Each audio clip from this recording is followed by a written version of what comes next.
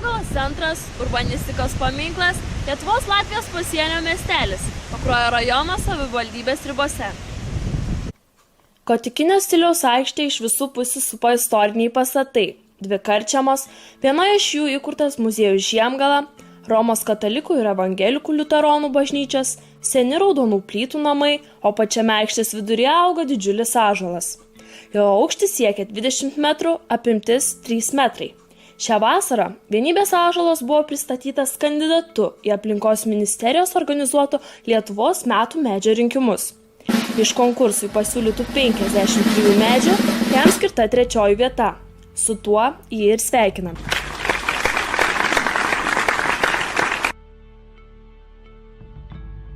1918 metais, paskelbus nepriklausomybės aktą, visoje Lietuvoje buvo pradėti sodinti ąžuolai.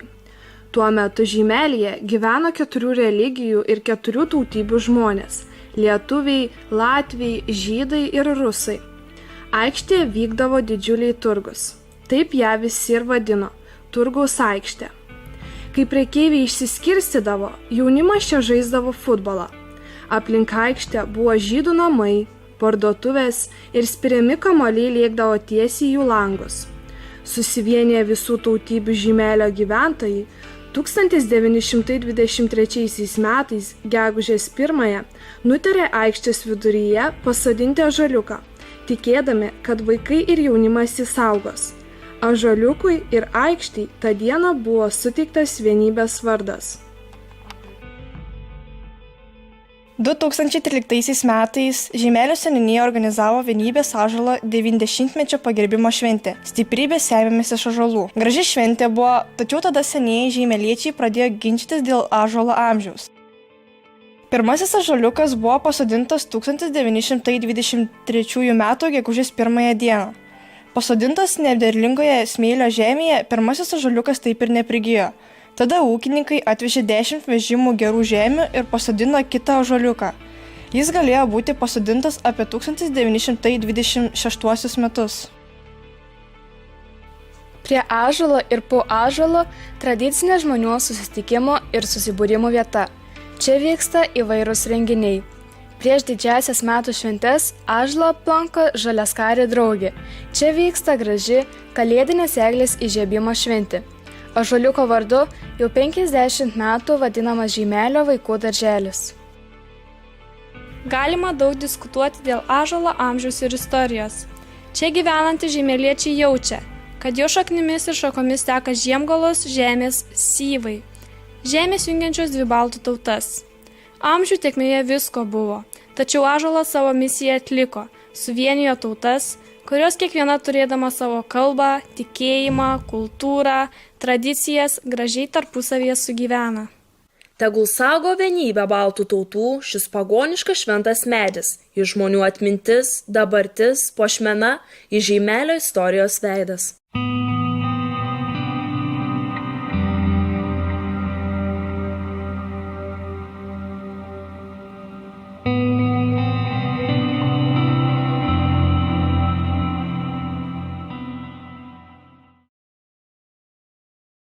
Sveiki, esu Aleksas Pašuškevičius, o čia yra filmukas apie Steigvilių malūną. Steigvilių malūną 1891 metais pastatė Steigvilių kaimo šviesuolis, uždraustos spaudos platintojas Jonas Beinuravičius. Miltai buvo malami 3 malūno aukšte. Malūną iki pat savo mirties prižiūrėjo pats Jonas Beinuravičius. Po jo mirties malūno valdymą perėmė jo sūnus Antanas. Beinurai malūną valdė iki pat 1976. Tada malūno valdymą perėmė taip pat steigvilietis Juozas Pašiškevičius. Galiu pasakyti, kad tomis dienomis, kai nebūdavo vėjo, malūnininkui Antanui Beinurui tai nebuvo jokia problema. Vėjo nebuvimą įspręsdavo ant malūno sparnų užtaisomos drobinės, kaip pasakius, būrės. Jos atstodavo silpną vėją ir priversdavo malūno sparnus suktis esant bet kokio stiprumo vėjai. O dabar apie Steigvilių malūną keletą žodžių tars Steigvilių kaimo senbuvis Aleksas Pašiškevičius, kurio brolis ir pakeitė Antaną Beinurą malūnininko darbe čia mirus.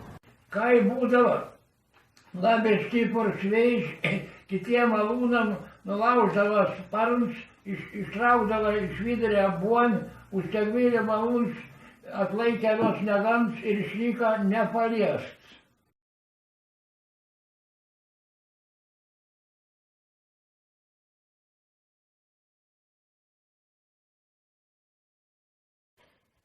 Ten, kur Steigvilių kaimas žalias, ten, kur vieškelis platus, teka Beržtelio upelis per mano tėviškės laukus.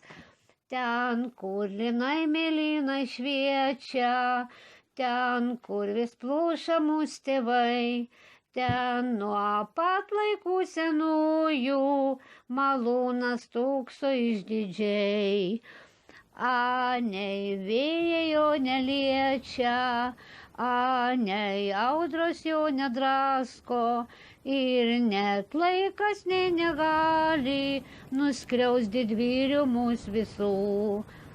Ten, kur Steigvilių kaimas žalias, ten, kur vieškelis platus, teka Beržtelio upelis per mano tėviškės laukus.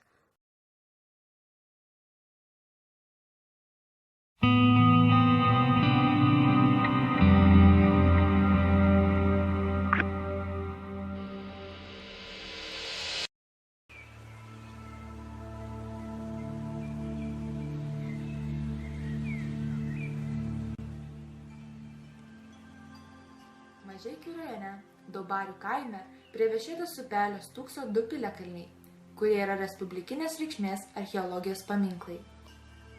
Manoma, kad šiuos piliakalnius suformavo Viešėtė, perskirusi iš pradžių buvusi vieną didelį piliakalnį į 2 dalis.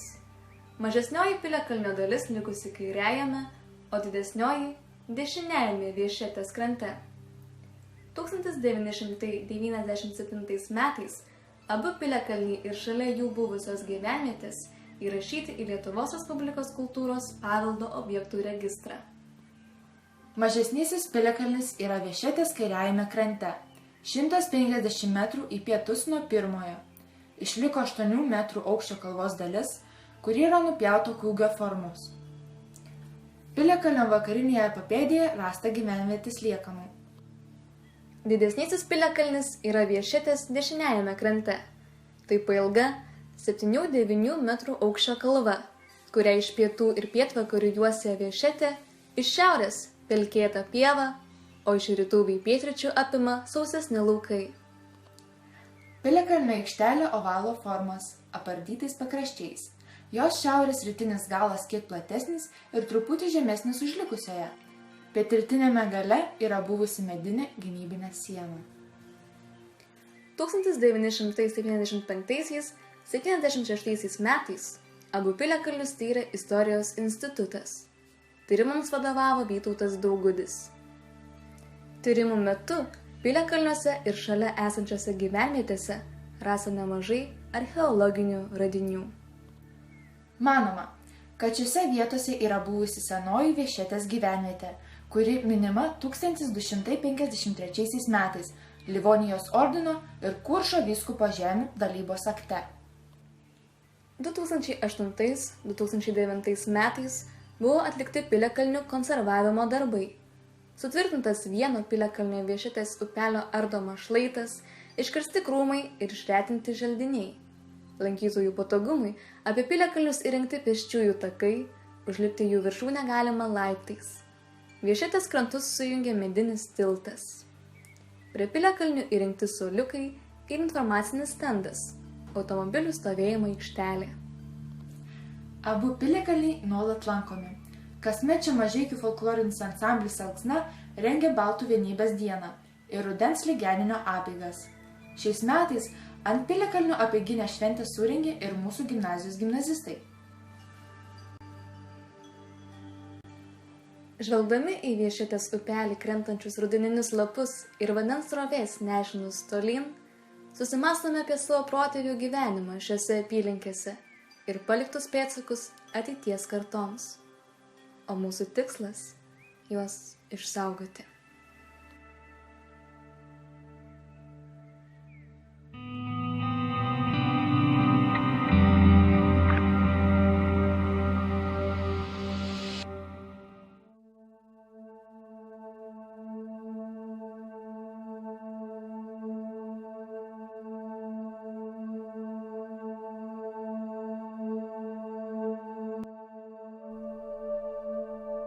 Ne kiekvienas žino, kad pačiame Vilniaus viduryje, Šeškinės mikrorajonų teritorijoje turime retą valstybės saugomą gamtos vertybę, ledynmečio reliktą Šeškinės ozą. Ozų arba užnugarių vadinamas ilgas iki keliasdešimties kilometrų besidriekiantis siauras kalvagūbris, susidaręs prieš 16 ar net 18 tūkstančių metų tirpstant ledynams.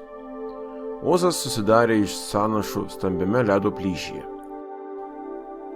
Visai ištirpus ledynui ir šioms sąnašoms suslūgus, žemės paviršiuje išryškėjo pailgas vingiuotas kalvagūbris, kurio dabar matoma tik viršutinė dalis. Šeškinės ozas tai daugiau nei 30 hektarų dydžio gamtos gaivos ir ramybės oazė triukšmingame Vilniuje. Ozo ilgis 1160 metrų, santykinis aukštis tarp 3 ir 18 metrų. Ozo teritorijoje yra ir nedidelis termokarstinės kilmės ežerėlis. Nuo didesniųjų Ozo kalnagūbrių atsiveria puikus sostinės kraštovaizdis. 2011 metais atidarytas beveik 9 hektarų dydžio Ozo parkas. Čia įrengtos aikštelės, laiptai bei pasivaikščiojimo takai. Žiemą Oze galima slidinėti, o pavasarį ir vasarą pasigrožėti žydinčiomis šilagėlėmis įtrauktomis į Lietuvos raudonąją knygą. Čia gyvena ežiai, voverės, kiškiai, kurapkos, geniai, lakštingalos. Ozas – ramybės oazė, esanti pačiame triukšmingo miesto centre, todėl jį būtina išsaugoti ateities kartoms.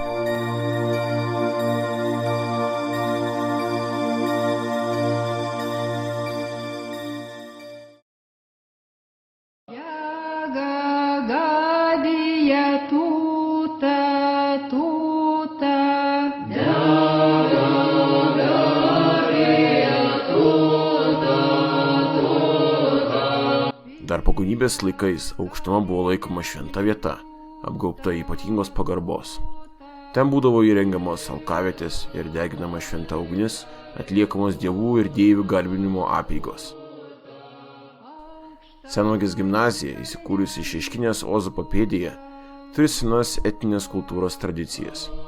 1923 metais pirmą kartą ant Šeškinės Ozo uždegta ugnis paskelbė, kad gimnazija vadinsis Senvagės senosios Neries vagos vardu. Iki šiol pagerbdami senasias baltiškas tradicijas, kasmet rugsėjo 1 uždegame aukuro ugnį po senųjų gimnazijos ąžuolu. Prisimename senuosius lietuviškus papročius.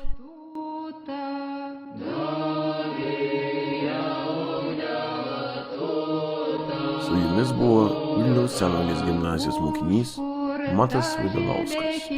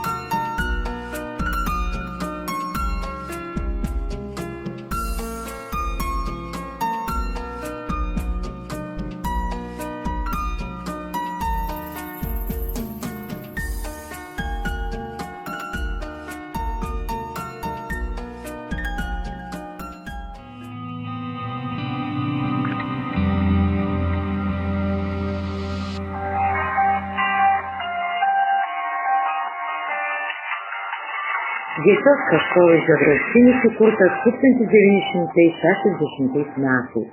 Rokų atodanga, nuo kurios matosi Rokų gimnazija, Lietuvos gamtos paveldo objektas. Jau su Žalčiai iš Jiesios miškų atšliaužė gyventojų sodybos. Žaltys mirusių protėvių, gerovės, sveikatos, vaisingumo dievybė. Kažkada srauniausia Lietuvos upė, dabar vandeninga tik pavasariais. Vasarėje galima tiesiog pereiti, tai žuvininkystės ūkis Kriaudojiesiai. Jiesios draustinyje natūraliai auga net 666 augalų rūšys. Deja, dėl Jiesios medžių kirtimo kai kurioms rūšims iškilęs pavojus. 16 Jiesios draustinio augalų įrašyti į raudonąją knygą. Pavyzdžiui, tuščiaviduris rūtenis. Draustinio ramybę akomponuojama upelio čiurlenimo, vėjo šlamesio, pertraukia tik traukiniai. Plačiai Salomėja Nėris eilėraštyje Pajėsy kaip tik akcentavo tokią disharmoniją. Prie Jiesios gyvena apie 50 rūšių paukščių. Lietuvių mitologijoje raibuojant pelė mergelės simbolis. Prisiminkim dainą Pasvarstyk ant pelą ar pasaką Sigutės. Jiesios slėniuose nešienautose pievose gyvena ypač retos vabzdžių rūšys. Kalninė apsiuva, cikada.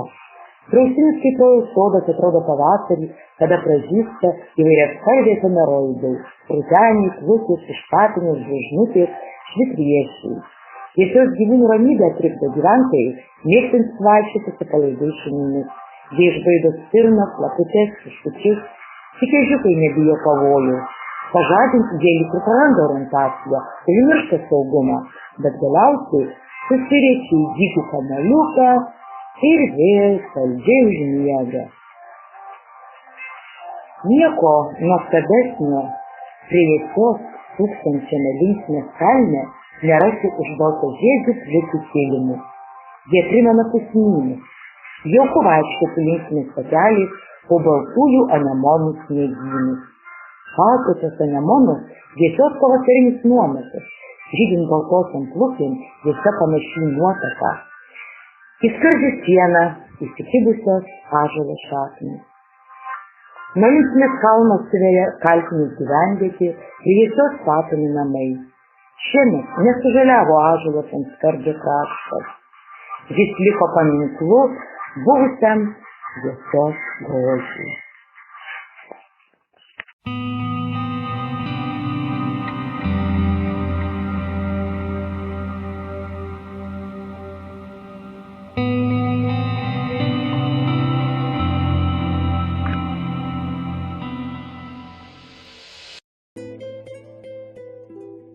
Sveiki atvykę į žilą senovę menantį Maišiagalos miestelį. Tai labai sena gyvenvietė, minima dar 1254 metais Prūsijos metraštyje. Miestelio širdis yra Maišiagalos piliakalnis. Čia taip teigia istoriniai šaltiniai paskutinius savo gyvenimo metus praleidęs Lietuvos didysis kunigaikštis Algirdas. Jis buvo labai išmintingas, mokėjo daug kalbų, valstybė rūpinosi dieną ir naktį. Ir valdžia iškilo aukščiau už visus. Kariavo gudrumu, niekas nežinojo jo planuojamų žygių, viską darė slaptai. Algirdo ir Kęstučio valdymo laikais Lietuva tapo galinga, nepaprastai didelė valstybė. Prie Piliakalnio yra parkas, kuris 1986 metais buvo paskelbtas vietinės reikšmės gamtos paminklu. Senųjų želdinių jame nedaug, 13 rūšių medžiai ir krūmai. Daugiausia auga beržai ir klevai, yra uosių, liepų. Auga 25 metrų aukščio pilkoji tuopa. Taip pat parke galima pasigrožėti akmeninėmis skulptūromis. Per Maišiagalą tekanti viena švariausių Lietuvos upių – Dukšta. Tik rudenį atrodo rami. Pavasarį, tirpstant sniegui, virsta tikra kalnų upe, kunkuliuojančius vandenis nešdama į nerį. Dukšta, kaip ir daugelis nedidelių Lietuvos upelių, neišvengia aštraus melioratorių žvilgsnio. Didesnę pusę savo kelio upelis teka ekskavatorių ištiesinta vaga. Ties Maišiagala atsiremia į dirbtinę miestelio pakraštyje esančią vandens talpyklą. Žemiau Kiemelių užtvankos dešiniajame Dukštos krante abipus kelio į Kernavę ošia didžiausias Lietuvoje 312 hektarų ąžuolynas. Didesnė ąžuolyno teritorija saugoma tik 13% ūkinio panaudojimo. Augavietės labai derlingos. Ąžuolynų vidutinis amžius 147 metai. Vasarą ir rudenį miške susirenka didelės bandos šernų. Vilniaus miškų urėdijos miškininkai ąžuolyne įrengė 2,2 km ilgą pažintinį taką su medinių lentelių danga. Taką prižiūri Dūkštų girininkija ir Neries regioninio parko direkcija. Palei taką pastatyta daugiau nei 38 medinės skulptūros, vaizduojančios lietuvių mitologijos ir legendų personažus. Šalia tako įrengti informaciniai stendai, kuriuose pateikta informacija apie ąžuolyno florą ir fauną. Dūkštų ąžuolyno pakraštyje yra akmuo su spėjomomis runomis, kurių iki šiol niekam nepavyko perskaityti. Tai padaryti gal pavyks jums?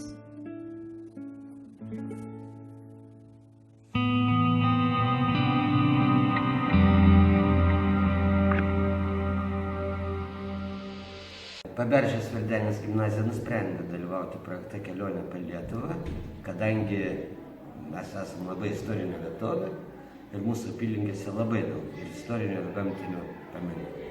Bet mes pasirinkom žymiausią tiek istorinį, tiek gamtinių paminklą, tai Glitiškių garsųjį ąžuolą ir Glitiškių dvarą. Ir mūsų projekto komanda pasistengė sukurti trumpą filmuką apie šias gamtinės ir istorinės vertybės. Seniai Glitiškėse gyveno nepaprasto grožio mergina vardu Galina. Tuo metu iš Lenkijos atvyko pono sūnus. Jis šią merginą įsimylėjo. Jų meilė buvo graži, tačiau tėtis nenorėjo, kad jos sūnus bendrautų su paprasta ir žemo luomo mergina, todėl išsiuntė jį atgal į Lenkiją studijuoti.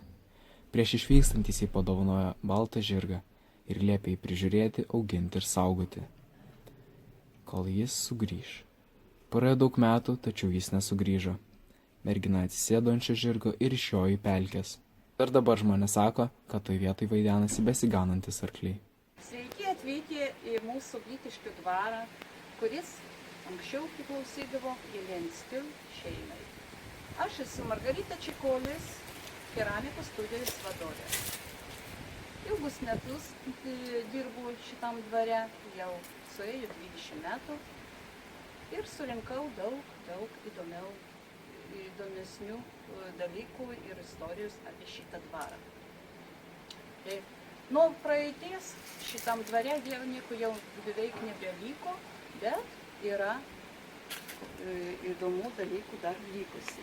Jeigu mes pamatysim ant viršaus, tai čia statyba 1870 metais. Šitų pertvarų nebuvo, o buvo toks įėjimas labai platus, labai gražus. Ir čia buvo parketas. Parketas buvo išklotas iš įvairių rūšių medžių ir buvo pats spalvotas. Prisimenu, čia buvo didelė gilių rezetė, o kampais taip pat buvo pusė rezetės dėlės. Ir čia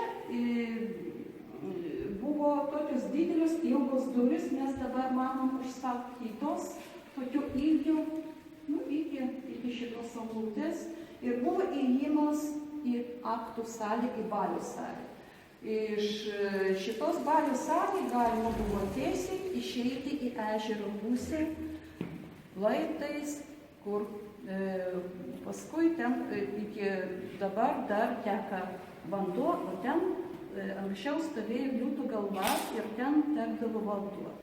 O čia buvo tokie laiptinė, buvo labai įspūdinga, buvo iš ąžuolo daryta ir sukta, ir tokios šitas polinkis buvo labai platus, kad galima vaikams mums buvo dar žiūrėti. Dabar nebeliko ir čia 1970 metais daryta pertvarka, perstatant. Ir ką galima buvo sunaikinti, kaip matot, viskas sunaikinti.